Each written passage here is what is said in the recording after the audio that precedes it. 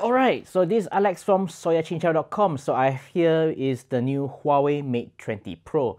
So I've been using this for the whole day, and here's my first impressions after 24 hours.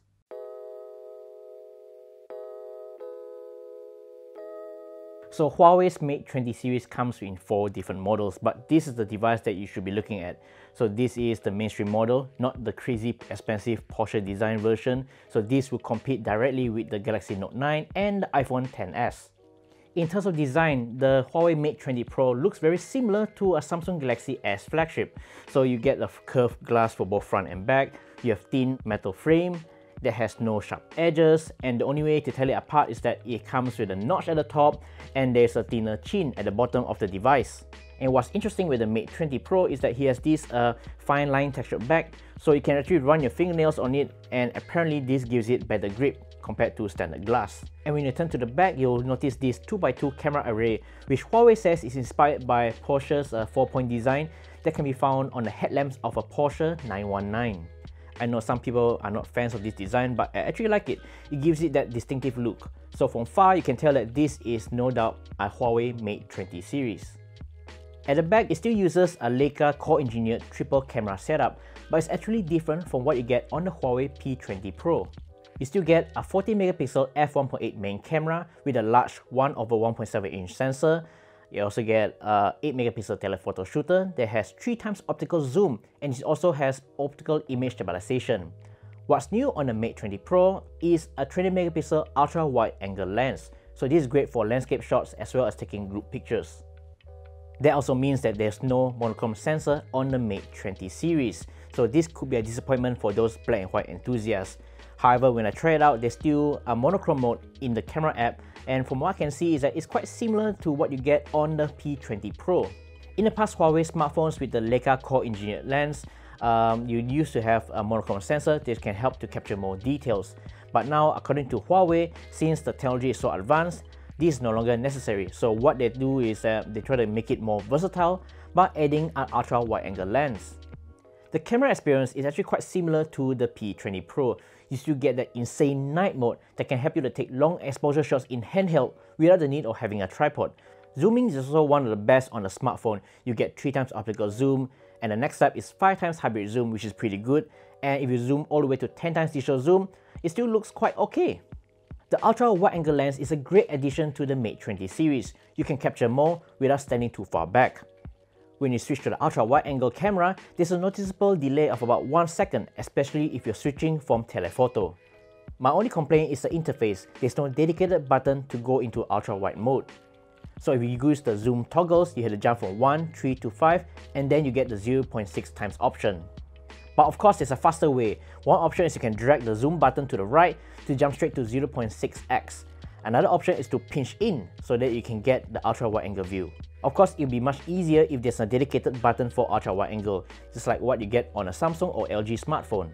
When it comes to AI photography, the Mate 20 Pro comes with a Master AI 2.0, so this offers more scene recognition at faster and more accurate performance. However, this is disabled by default, and this is quite similar to the latest software update that's being pushed to the P20 series. When we asked Huawei about this, they acknowledged that some users may like AI and there are some users who doesn't like AI. So what they did was to disable it by default, but when it comes to a situation where it thinks that AI can improve the image quality, it will suggest you to switch on Master AI. If you shoot videos with your phone, the Mate 20 finally supports 4K video recording with image stabilization, and you can also shoot 4K videos using the wide angle lens. For selfies, it comes with a 24MP front camera that supports tree lighting, and there's also a bunch of fancy lighting and beautification effects. The Mate 20 Pro is also a great device for video consumption. It comes with a 6.4-inch OLED display with Quad HD+ resolution. By default, it's showing at Full HD+ resolution, which is quite similar to what you get on a Samsung Galaxy device, and this to help to save on power. It also has a stereo audio using earpiece and a bottom speaker, and if you look closely, the bottom speaker is actually hidden in the USB Type-C port. The Mate 20 Pro also has a huge 4200 mAh battery, so that's 5% larger compared to the P20 Pro and the Galaxy Note 9.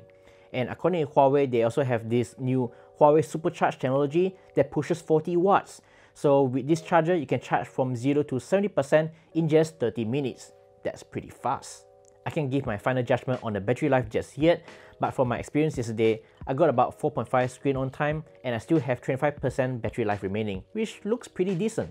Finally, Huawei is including fast wireless charging on the Mate 20 Pro, so it pushes 15 watts, which is higher than what you get on other smartphones. What's interesting is that it supports wireless reverse charge, so you can toggle these settings under the battery settings, and your device is now a wireless power bank.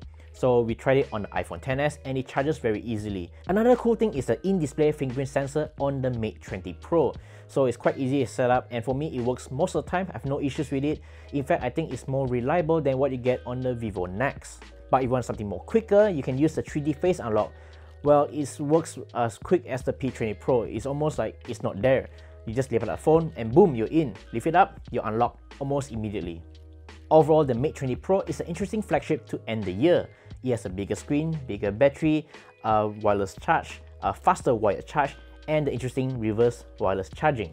However, it appears that there's very little differentiation from the regular Huawei P series. The Mate series is supposed to be for the business user, about productivity features. And the only productivity features they announced was the new wireless projection mode. So it's quite similar to what they announced previously in the Mate 10, and the only difference is that you can connect to your monitor wirelessly, and that requires a separate dongle. And if you look at other productivity devices like Samsung's Note series, they still have the S Pen that makes all the difference. If you're looking for a smartphone with a bigger screen, or if you're coming for the Mate 10 Pro, the Mate 20 Pro is a significant upgrade.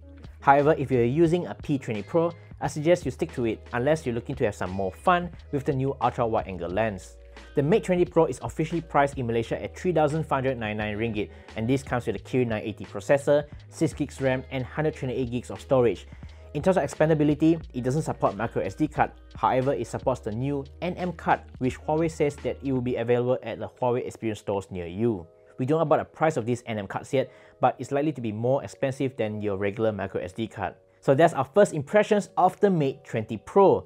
So if you like this video, give us a thumbs up, like us on Facebook, and subscribe to us on the YouTube channel, and hit the notification bell icon so that you'll be informed when we release a new video.